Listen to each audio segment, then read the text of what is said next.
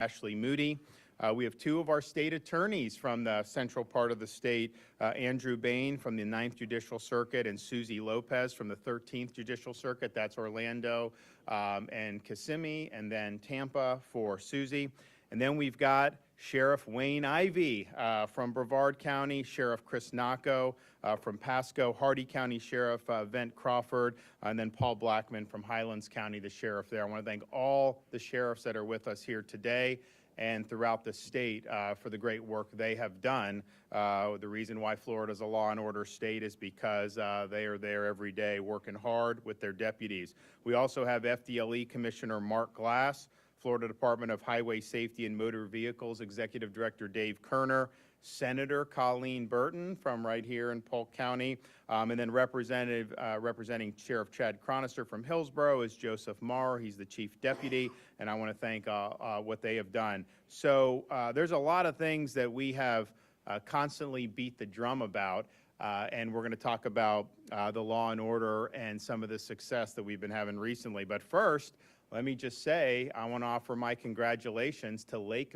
Mary Little League for winning the Little League World Series.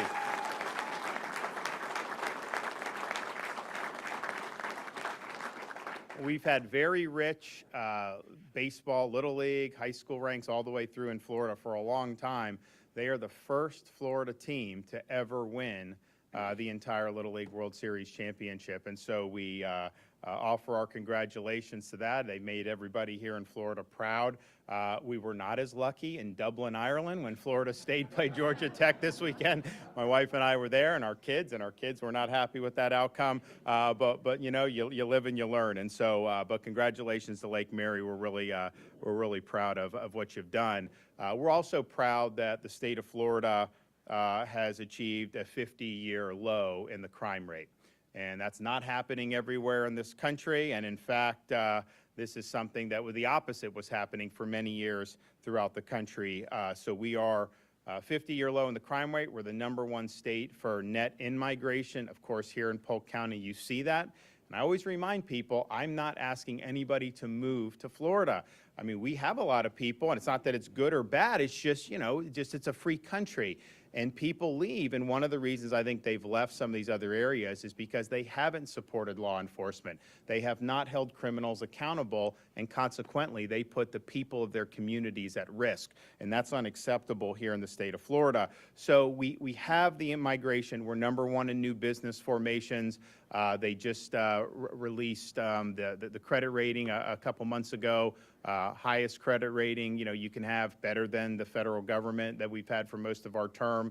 We have the lowest per capita state debt anywhere in America, and we also have the second lowest state per capita tax burden anywhere in America. So there's a lot of good things.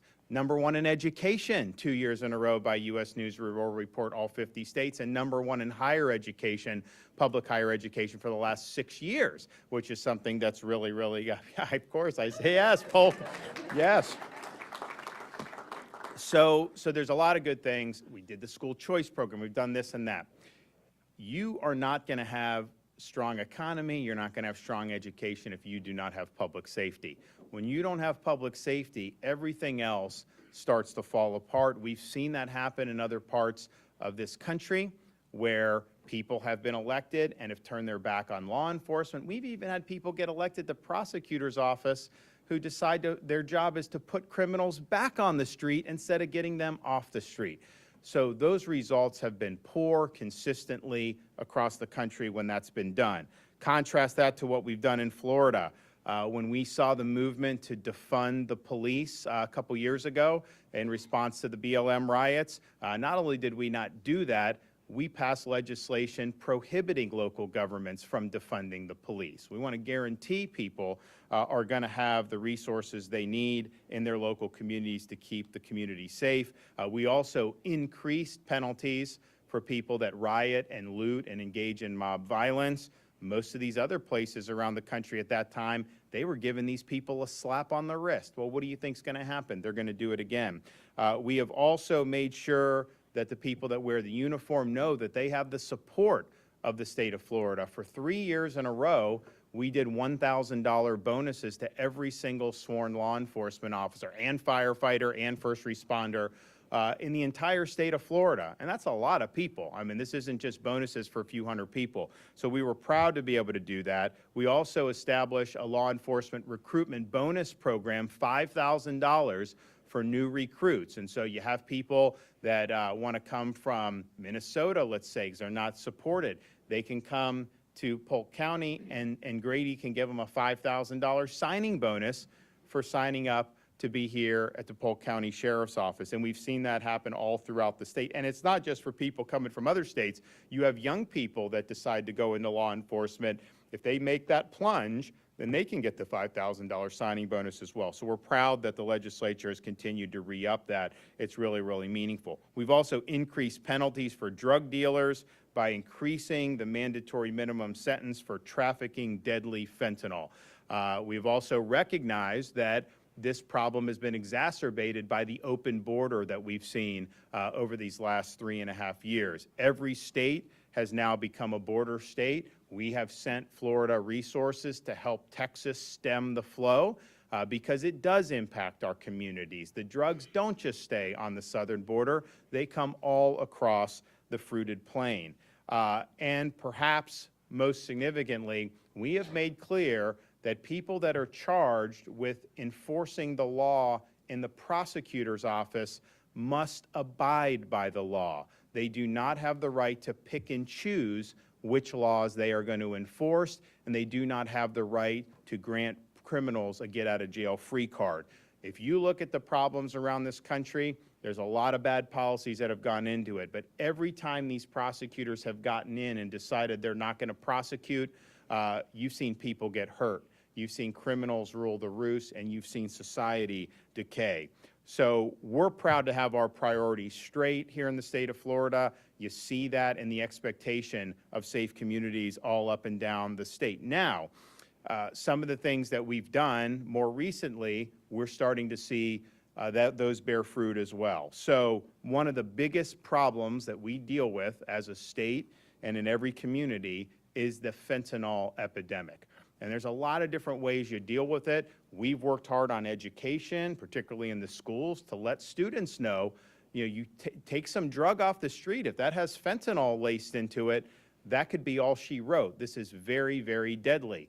We've also enacted a program called the CORE Network, Coordinated Opioid Response Network, that tries to help people who are addicted to opioids and get them on a pathway where they can actually live and be productive members of society. And as a result, we've actually had a decrease in overdose, which very few states are having. But as important as that is, the education, trying to push down on the demand, helping with the treatment, you have to hold people accountable who are trafficking in this poison. And so last year in 2023, I approved $20 million in funding for Florida's State Assistance for Fentanyl Eradication Program, administered through FDLE. We call it the SAFE program. The SAFE grant makes it possible for local agencies to conduct large-scale drug trafficking investigations, shutting down complex organizations across the state. It provides money for local law enforcement agencies to be used in these fentanyl trafficking investigations for training as well as for investigative supplies. And so how have law enforcement agencies across the state responded? They've made a big impact. January of this year, here in Polk County, the Sheriff's Office utilized SAFE to arrest 11 suspects trafficking in fentanyl and cocaine, and they seized 8 pounds of fentanyl. That's a lot of fentanyl that could kill an awful lot of people.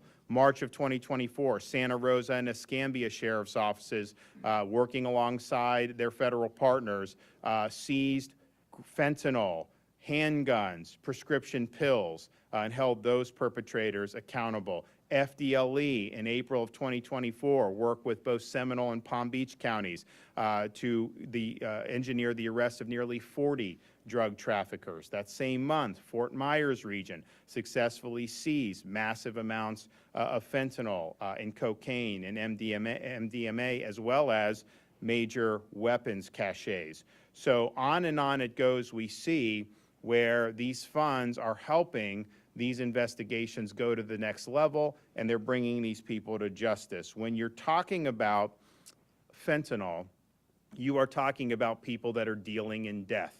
You're talking about people that are dealing these drugs knowing that people are going to end up dying as a result of taking them, and that is unacceptable. And we believe in the state of Florida that the people trafficking in fentanyl should be treated like the murderers that they are. And we are going to throw the book at them, and we're going to give law enforcement the resources so that they can hold them accountable. If you look at what we've been able to do just with safe funds, we have seized close to 70 kilograms of fentanyl, as well as over 60,000 pills of fentanyl. That is enough fentanyl to kill 33 million people. The state of Florida has 23 million people. So that is an awful lot of hazardous substances that our law enforcement has been able to interdict. And I can tell you that if it weren't for those funds and some of the success, that you would have had more people die from fentanyl overdose. There's just no question about it. Now, because this grant has been successful, I have approved an additional $8.5 million in this year's budget to continue its operation for a second year. We're going to do all we can to protect the people of Florida, but particularly young people, our kids, our grandkids, from the scourge of the fentanyl epidemic. And you don't have to look very far and wide in our society today to find a parent who has lost a son or daughter because of fentanyl overdose. It is ravaging communities all across the country. Now, why is this happening to the extent it is? Well, there's a lot of factors, but this border issue has been a huge source of the drugs that are coming across there. And, you know, sometimes the media will say, well, some of the drugs are coming through the port of entry. They're not coming illegally. Like, first of all, when you have chaos at the border, you're not going to be able to do the port of entry as efficient as you would if you had what you want is a secure border where then you can focus all your resources on the points of entry. But that's not what we have now. We have chaos and we have lawlessness. So of all the states in the country, Florida has worked hard to fight back against illegal immigration and against the border crisis. We've done things to ensure a legal workforce, like doing e-verify requirements so that legal people can work, but that we're not having illegals come in and work. We've also required hospitals to collect and report health care costs for people that are here illegally. And what that's done is that's caused the amount of money that is spent. Because, you know, if someone comes to the emergency room, you have to treat them. A lot of this is Medicaid money. It's caused that amount of money spent to plummet by 50%. Because we're being serious about making sure that the services are there for people that actually have a right to be in this state and to be in our communities. And so we've really helped curb the drain on medical resources by being very strong about this. And then, of course, my first year as governor, we banned sanctuary cities in the state of Florida. Now, at that time, we were worried about a sanctuary city defying federal law under the Trump administration. Now, you have the federal government that's turned the whole country into a sanctuary country, and they don't enforce the law, so it's a little bit different, but we were right to ban sanctuary cities, and we will never allow Florida to become a sanctuary state. We have strengthened penalties for people that come here illegally and commit crimes. We've also made sure we don't issue ID cards, driver's licenses to people here illegally. We don't allow counties or municipalities to do it, and we don't allow private organizations to do it, because that's what they started doing. They'd have some group just issue these ID cards for people here illegally. We don't do that. We don't recognize any of that, and we don't recognize ID cards, driver's licenses for illegal aliens from places like California, which they print those like hotcakes. They give them benefits. They do all this stuff. That's not the way it works here in the state of Florida. So we're proud of taking those actions. I think it's been meaningful overall. There's a whole host of issues that take place when you talk about illegal immigration in addition to just the fentanyl. But I've met with angel moms who've lost sons or daughters to illegal alien crime. And, you know, the media will sometimes say, oh, well, they're not committing a lot of crimes. First of all, I don't think that that's true. But even if whatever number it is, every crime perpetrated against somebody here in Florida or in the United States by somebody here illegally is by definition a preventable crime. Because if you had just enforced the law and had secure of your own sovereignty, that crime would never have happened. So it is important, and we're leaning in on that. I also want to recognize the two state attorneys that we have here today. this stuff can go sideways very quickly. And in Hillsborough County, it's a major growing part of our state, the Tampa area. Susie Lopez, she had served as the assistant state attorney for 15 years. She is working tremendously with law enforcement in that county. They are keeping people safe and they are holding criminals accountable. If you look at Orlando, we had a situation where people are reporting to me what was happening under Andrew Bain's predecessor. You had people that were just routinely let out back on the streets who were very, very dangerous. You had a fella in March of 2023, Dayton Viel. He was arrested for sexual battery on a minor, as well as lewd and lascivious molestation. That arrest was made while he was already on probation for another offense, and yet he was let out on bond and thereafter shot 2 Orlando police officers. November of 2022, 17-year-old Lorenzo Larry shot and killed his pregnant girlfriend. Larry had previously been arrested in May of 2022 on several charges, including carrying a concealed firearm, possession of a firearm on school property, and criminal possession of a firearm by a minor, but he was released after all of those arrests. And then in October 22, minor was arrested on first-degree murder charges with the firearm. That shooting was captured on video. 1 month later, State Attorney Bain's predecessor inexplicably filed a petition to reduce the charge to mere firearm possession, and that individual was placed on probation. So these decisions have really significant consequences. State Attorney Bain has reversed that disposition and is holding criminals accountable. And that is what we expect for people who are involved in law enforcement.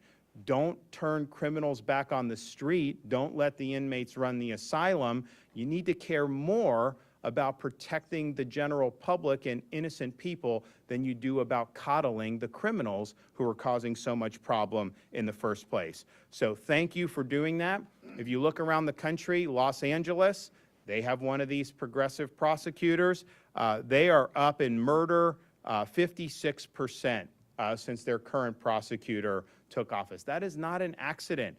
That is a result of policies that are allowing the criminals to be put back on the street. Philadelphia, under their current progressive district attorney, murders and shootings climbed over 50% during this tenure. Again, this is not rocket science. When you put people back on the street who are dangerous, they are going to commit more crimes and reoffend. So we are standing with the prosecutors in this state who enforce the law. We're standing with our sheriffs and our police department who are doing the difficult work of bringing these really bad people to justice. I'm proud of the success that we've had with the SAFE program. I think it's interdicted a lot of fentanyl. I think it's saved a lot of lives. So for all the sheriffs that are here, Grady, Judd, and all his colleagues, thank you from me as governor on behalf of the people of Florida for the great work that you do. And so we're going to continue to do what's right for the state of Florida. We understand that, that law and order is the foundation of any type of success we can have as a local community, as a state, and eventually as a country. So you can count on us to stand for law and order. You can count on us to stand for what's right for the people of the state of Florida. And we will hold the bad guys accountable and bring them to justice. With that, I'd like to turn over the reins to our Attorney General, Ashley Moody.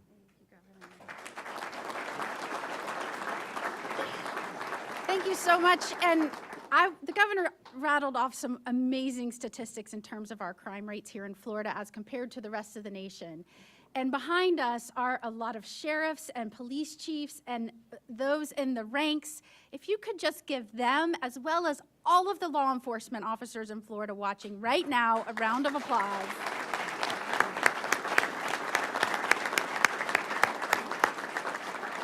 They wake up every day not knowing how that shift will end. And for those of us that sign up to be representatives of the people and do these jobs, we don't do that every day. And that deserves the respect and admiration of all Florida. And so thank you for helping us do that. You know, you heard the governor talk about Florida and how different we are from other states and what we're seeing as a result of that. You know, we lead in net migration. Businesses are being created here at record rates. We're breaking tourism records. And you heard him say that's not by accident. It is not by accident. It is because of accomplishment. And that accomplishment is based on good policy decisions, but it doesn't stop there. Because you can have folks like us stand up here all day long and talk about good policy, which is what we see a lot around this nation, even in the States sometimes. It's about policies and the hard work of implementing those policies, because policies without implementation are nothing. And the same holds true for enforcement of our laws. We can have the best laws on the books. In fact, since this governor got in office and our great legislative leaders, with the help of our law enforcement officials, we've strengthened our retail theft laws. We've tightened up our bond and bail laws to make sure repeat and violent offenders aren't on the streets. We've given more resources to law enforcement. We've done law after law to make sure we are proactive on some of the national trends as it relates to crime. We don't sit back and wait for it to infiltrate Florida. We're proactive in our laws and setting up a barrier and make sure it can't come into our state. But we can enact laws, but if they're not enforced by the men and women standing here and the prosecutors that take the arrest, take the baton from law enforcement and carry it through to conviction and putting criminals behind bars, if any part of that process breaks down, that is where you see a weakening of your civil society. That is where you see chaos in the streets. That is where you see protests allowed to go on and on and on, to where students take over buildings and things start burning. And what happens when they're arrested in some parts of the country? They go into jail, they get revolved right back out, and their supporters are waiting for them to give them a round of applause. That's what happens when you have laws on the books, but you don't have law enforcement that implements them, and you don't have prosecutors that carry it through to conviction. That is not the case here in Florida. People are very tired of scam politics. You know, I do a lot with fraudulent and deceptive trade practices as the Attorney General. People are tired of politicians and government officials standing at a podium and talking about how they protect their citizenry, they protect their states, they protect their cities, and then they do nothing to follow up that professing of supporting certain policies with implementing them to protect their people. You can look no other than Gavin Newsom, who was bewildered one time when people were fleeing with merchandise out of the store, and he said, "I don't understand. We have the toughest retail theft laws in the nation." Laws are nothing if they are not enforced. I am so proud of two people standing up here today, Susie Lopez, who is the current state attorney in Hillsborough County, the 13th Judicial Circuit, and Andrew Bain, who's the current state attorney in the 9th Judicial Circuit. Both were judges. Both had a job where, let's say, they were protected by the bench, so to speak. And they were willing to give that up, to step up and say, we will not live in an area, in a jurisdiction, where people profess to want to enforce the law and be the top cop and be the prosecutor, and when it comes to laws they don't agree with, they just refuse to do that. They refuse to do the job. That is not a government by the people. And so I am so proud of them for leaving the comfort of the bench. I mean, the judges that are watching would disagree. They would say it's the hardest job in the world. And I was a judge for over a decade, so I can say this. They left that job that they probably worked their entire careers to secure and achieve. It is the pinnacle when you work in the legal profession. And now they are doing the yeoman's work of making sure the people's laws are carried out and enforced. And I am so proud of them for taking that step. They don't know what their future holds, but they did this on behalf of our state, on behalf of our citizens. Because what these politicians, these scamming politicians, some of which say, I want to protect the public, and at the same time will support criminals or even bail out criminals, and turn their backs on law-abiding citizens, that is not the separation of powers. That is not the people's laws being enforced. That is not how you operate a free society under a rule of law. And these people know it, and they had the courage to step up and said, put me in the game. I don't want to be a referee anymore. I want to be in the game and do the people's work and enforce their laws for them, because those folks that were in there before me weren't doing it. I am incredibly proud of their bravery. I'm incredibly proud of their efforts thus far. And let me just say about our governor and our legislative leaders. It is so refreshing to live in a state where you have someone that says, I want to enforce the law and keep our communities safe. I'm going to be proactive about laws. And then watch him and our legislative leaders go to work. In fact, our sheriffs and our chambers did a study because they saw how different Florida was from other states in the nation. And they called it Building Stronger, Safer Cities. Avoiding dangerous policy off-ramps to secure Florida's future success. And it outlines exactly the main reasons Florida has gotten it right. We don't defund our police. We don't decriminalize crimes like drug offenses or theft offenses. We don't allow rogue, fake prosecutors to stay in office. We don't allow a revolving jailhouse door and put criminals and repeat offenders and dangerous offenders back on our streets. We hold people accountable, and as a state and as a community, like we started off doing, we support and prop up our law enforcement professionals as a whole. That's who we are, Florida. So I thank you for allowing us to be your representatives of the people and allowing us to make a stronger and safer Florida. Thank you so much. And I'll turn it over to Grady.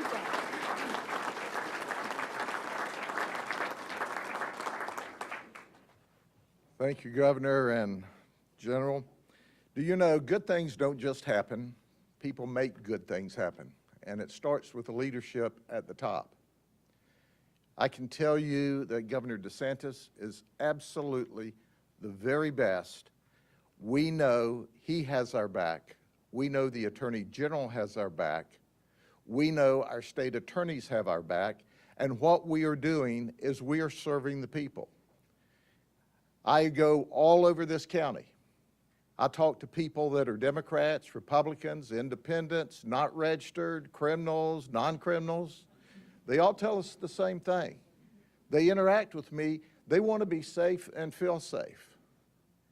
And it doesn't make any difference who they are. This is not a political issue, it's a right issue.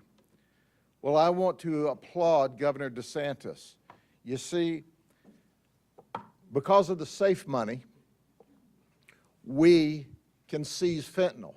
Now, they've made this fentanyl look like oxycodone. So there are those that think, well, I'm buying oxys illegally. Well, no, absolutely you're not. You're buying fentanyl. What's interesting about that, since January of 23, the Sheriff's Office only in Polk County with our colleagues, FDLE and our different Sheriff's Office and police departments working undercover operations, just in this county has seized enough fentanyl to kill every man, woman, and child in the state of Florida. Because it not only comes in that form, but look at this. That's all the fentanyl that it takes, 2 milligrams to kill you. Over 250,000 people have died in the United States since 2018 from overdoses of fentanyl. That is shocking. It's coming to us across the border from Sinaloa, Mexico, where they put it together. I want you to think about this a minute. If any other issue had have cost 250,000 lives in the last 6 years, this nation would be outraged. Well, why aren't we outraged about children dying? It's coming across the border. The governor spoke of the border. I want to show you, this is an unsecured border. Even those that are tone deaf can see that you can come into this country without obstruction. Heck, they come in without obstruction and then turn themselves in to be processed. We call it catch and release, and then walk out the back door with a notice to appear, which they never, ever show up. But let me show you a secure border. Do you see anybody crossing this border? No. The governor of the state of Florida is there. I'm there. Sheriff Ivey's there. The Attorney General's there. Sheriff from Arizona's there. And there's a secure border. Do you know how this border got secure? This border got secure because we were standing there. Not one person crossed the border when we were there. That's how easy it can be to stop this inflow of fentanyl, this inflow of human traffickers that are indenturing young girls into being victims of human trafficking. Listen, folks, I want you to talk to a mother or a father whose child was smuggled into this country for prostitution. I want you to talk to a mother or father who lost their child from an overdose of fentanyl, who thought that, well, they were just taking an oxy, which, even though illegal, shouldn't kill you. But the reality of it is, in this state, you're safe and you feel safe because, guess what? It's important to understand that good things don't just happen. But here's how easy it is to get across the border. You don't need cross trainers. You just need border crossers. You see, you don't need technology. You don't need a major plan. All you need is these. And then you can walk across the border unobstructed. Or you can run across the border unobstructed. Or you can tiptoe across the border unobstructed. And you know what? This is all it takes to get into this country. And they're coming here by the millions to kill your children. We have a governor that says no. We have an attorney general that says no. They have stood up. They've been the leaders. They've provided us the tools. And this community has provided the strength and the support. You see, you're the government. We're only the representatives. Our promise to you is we'll continue to put bad guys in jail. Governor DeSantis, we're successful of backing these guys up when it comes to selling fentanyl because of you. God bless you. And by the way, we got to sign these. We're going to auction them off and give the money to the charity, okay? All right.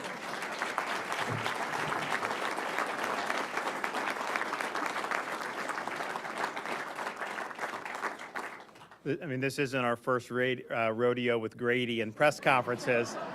And so I always look to see what kind of props there. And I saw those shoes, and I'm like, what is he going to do with those? And sure enough, he did it. So, but I appreciate that. And just one thing, the Attorney General mentioned all the retail theft in California.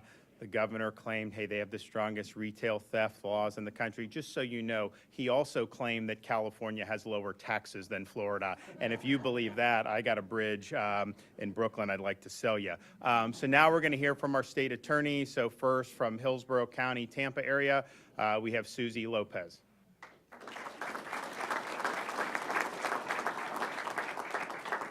Thanks, Governor. I'm Hillsborough County State Attorney Susie Lopez, and I am proud to say that over the last 2 years, we have righted the ship in Hillsborough County. We've done that by repairing our relationships with law enforcement that were so badly broken under my predecessor. Our law enforcement officers used to arrest criminals, and they would turn back up on the same street, in the same spot, just a few hours later, committing the same crime. Why? Because my predecessor, Andrew Warren, didn't think those crimes were important enough to prosecute. If you don't believe me, ask the men and women in uniform in Hillsborough County. The truth is, all crime is important to fight, because whether you're committing retail theft or an act of gun violence, you will be held accountable under my watch in Hillsborough County. And the word has gotten out to criminals. They know there's no more Andrew Warren get out of jail free card. Our strategy of supporting law enforcement instead of criminals is working, and we have the numbers to back it up. There's been a lot of talk on Twitter in recent weeks about crime stats. The truth is our community is a safer place than it was 2 years ago. The numbers I'm about to give you are brand new, literally hot off the presses, and they come straight from our law enforcement partners. This year alone, the Hillsborough County Sheriff's Office has achieved a nearly 15% decrease in overall crime. Sexual battery is down 46%, robbery is down 27%. In Tampa, the largest city in Hillsborough County, we have seen a 10% reduction in overall crime. Violent crime with a firearm is down 11% in the city of Tampa. Now, these are some incredible numbers. And our community is safer because of the men and women who choose every day to put their lives on the line for you and me.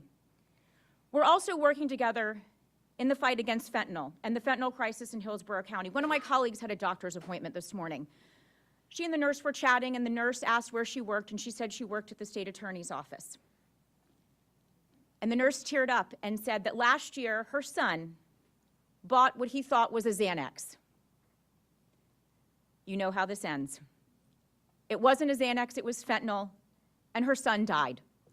Fentanyl has touched every office, school, church, business in this county and every other county in the state of Florida. But the good news is fentanyl overdose deaths are down 8% this year.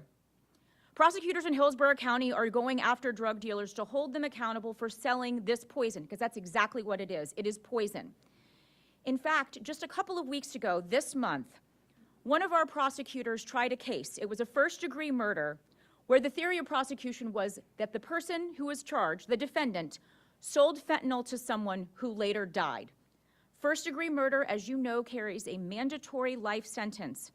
The jury came back and found that defendant guilty as charged, and that man will serve the rest of his life in the Florida State Prison for selling that poison to that young man.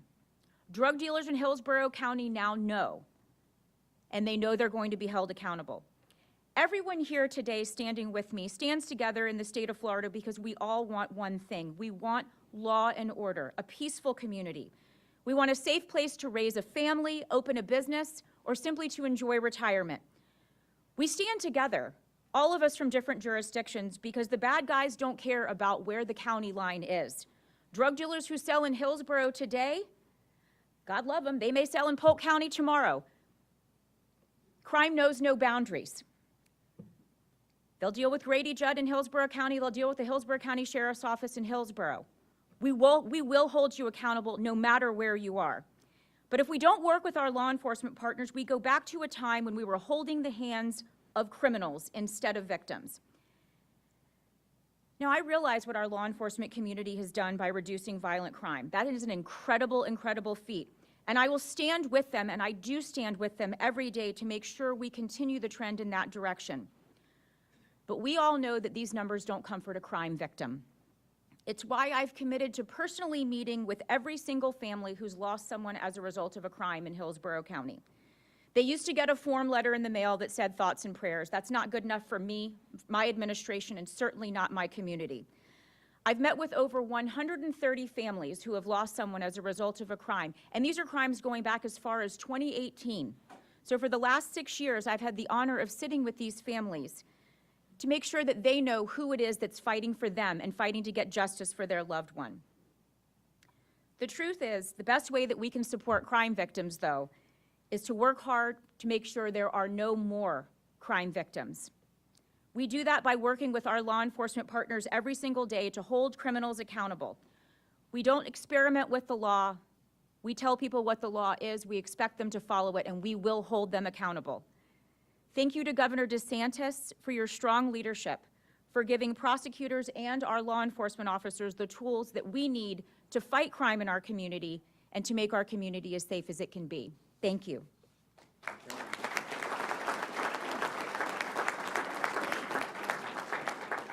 Okay, State Attorney for Orange and Osceola Counties, Andrew Bain.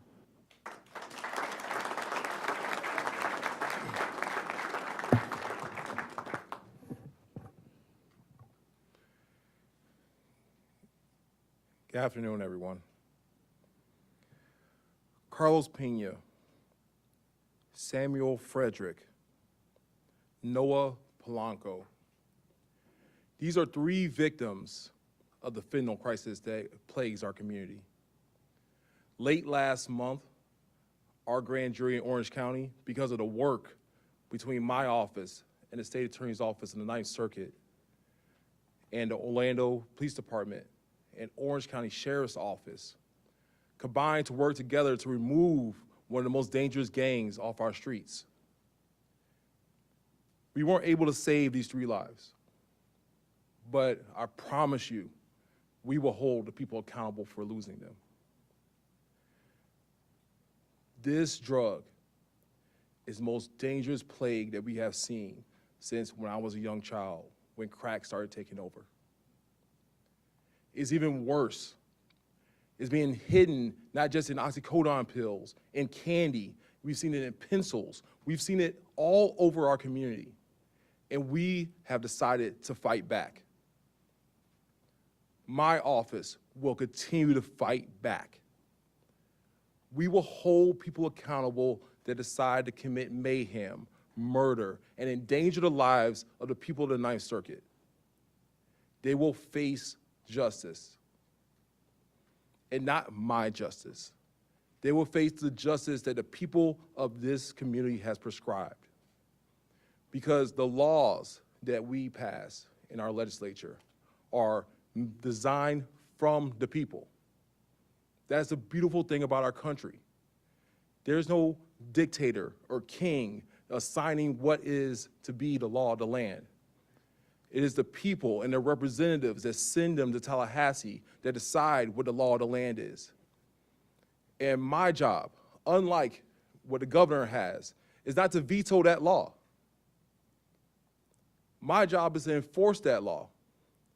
My job is to hold the people accountable that harm the people in our community. And we have done that. We'll talk about stats. We talked a lot about numbers, but it doesn't, again, deal with the victims. The victims don't care about our numbers.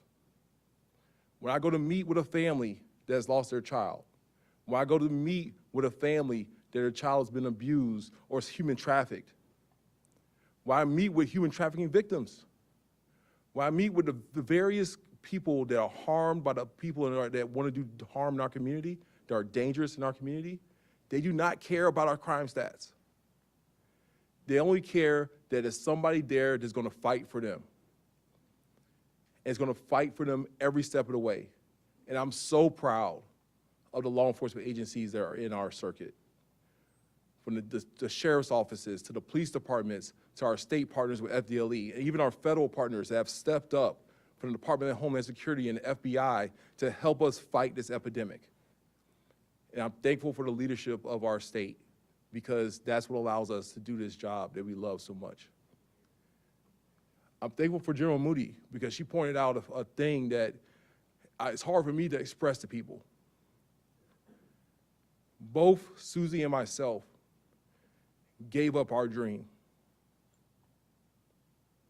And some people will say, well, it's because the governor told you to do it.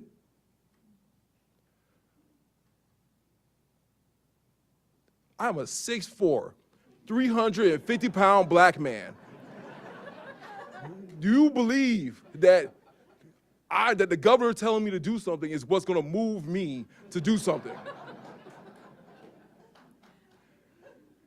I did it because what I saw on a daily basis from where I sat on that bench was horrific, was a tragedy.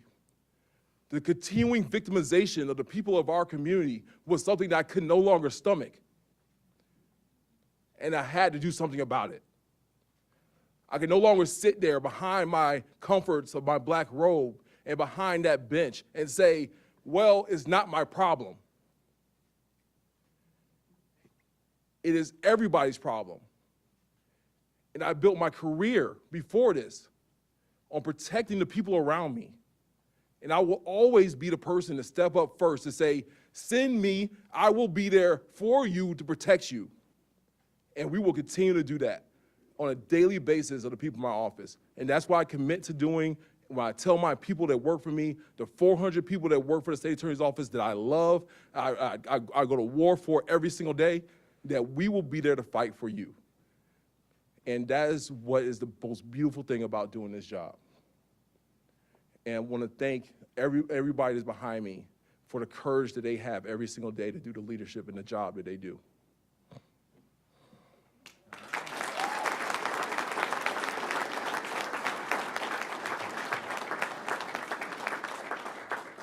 And just for the record, that 6'4", 300+ pound frame may not make a huge difference as state attorney or not, but he was one back in the day a defensive lineman at the University of Miami. And so, is he? You got a prediction for Saturday's game? Okay, all right. We have Miami playing at Florida this weekend in the Swamp, so it should be a good one.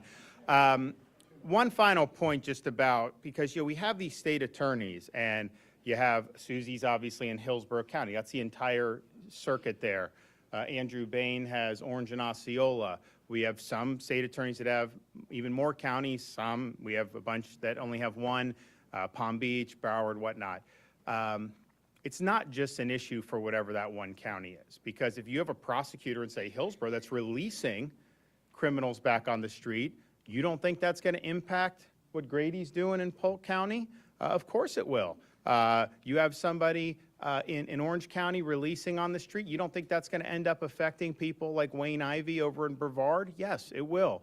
And especially Polk, you're sandwiched in between these two judicial circuits. It's really important that we have uniform enforcement of the law all up and down the state, but particularly up and down this I-4 corridor. So everyone that's been involved, thank you for your efforts. It has paid off. There's a lot more work to do, but we are not going to let Florida go down the road of some of these places like has happened in Baltimore and Philadelphia and Los Angeles. We are going to maintain our commitment to law and order. And with that, I'm happy to take a few questions. Yes, ma'am. Sure.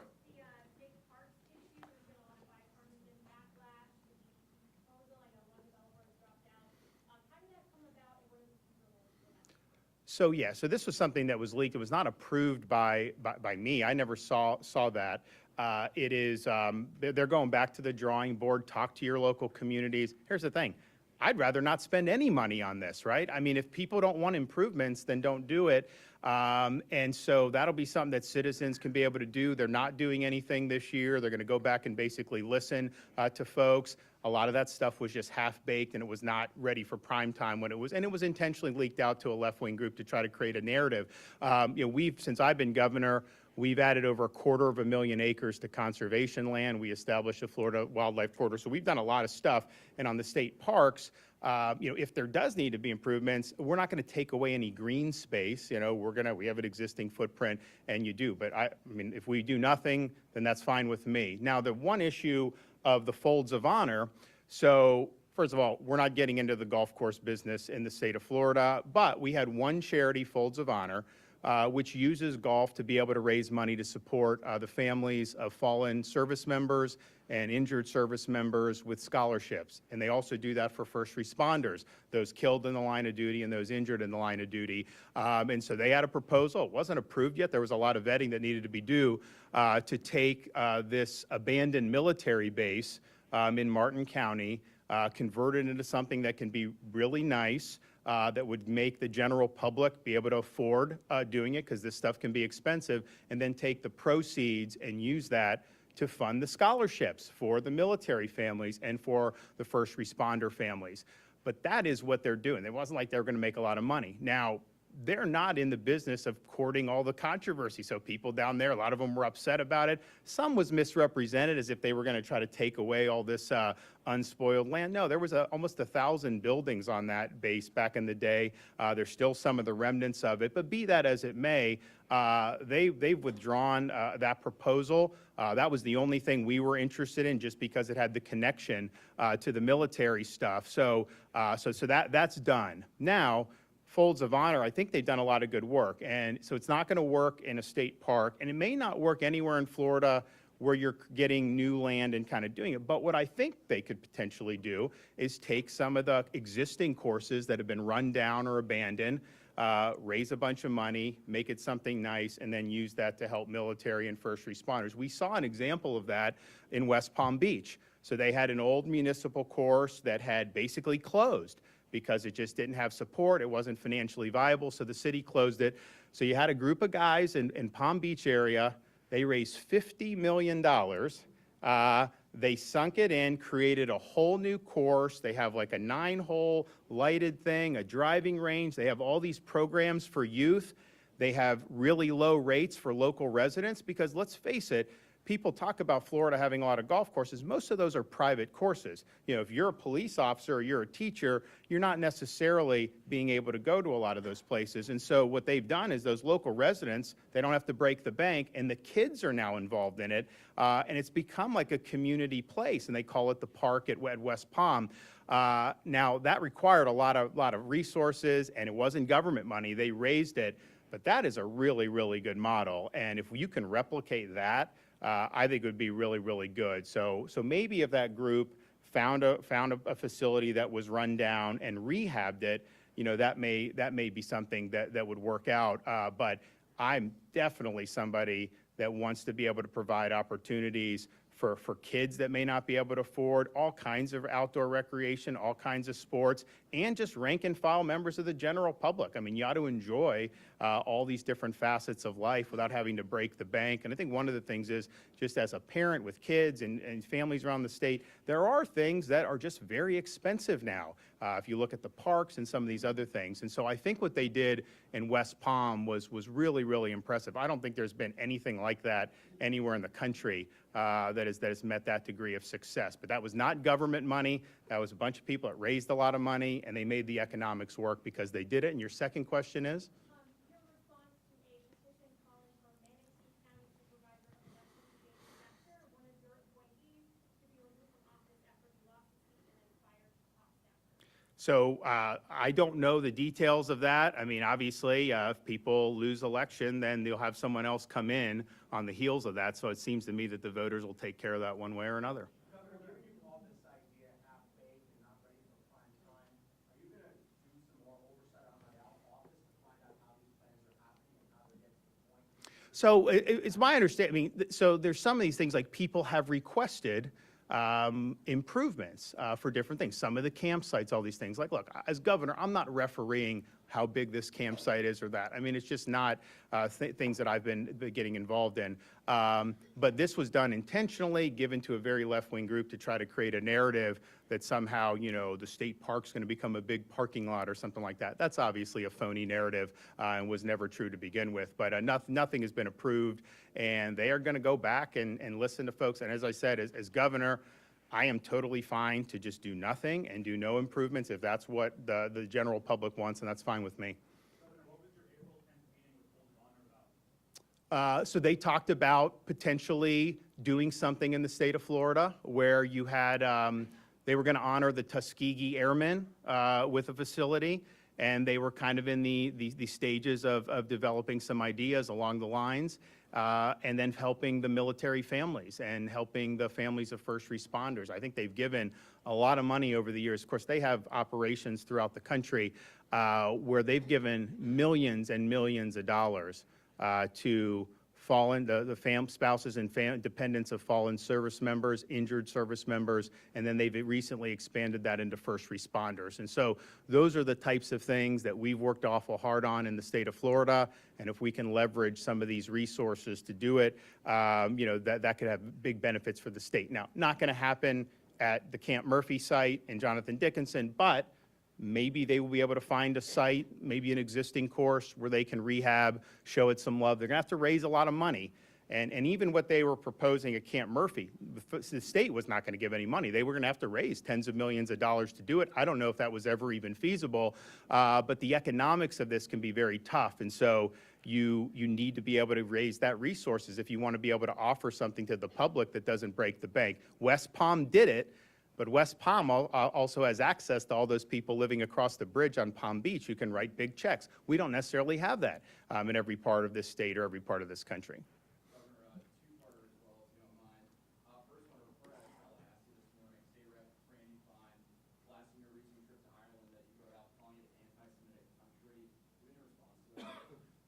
So we went over there to cheer on Florida State against Georgia Tech and the Republic of Ireland. And all I will say to that is, I think about just every lobbyist in Tallahassee made that trip. So is Representative Fine going to stop taking the money from all the lobbyists like he's been doing? I'd like to see his answer to that.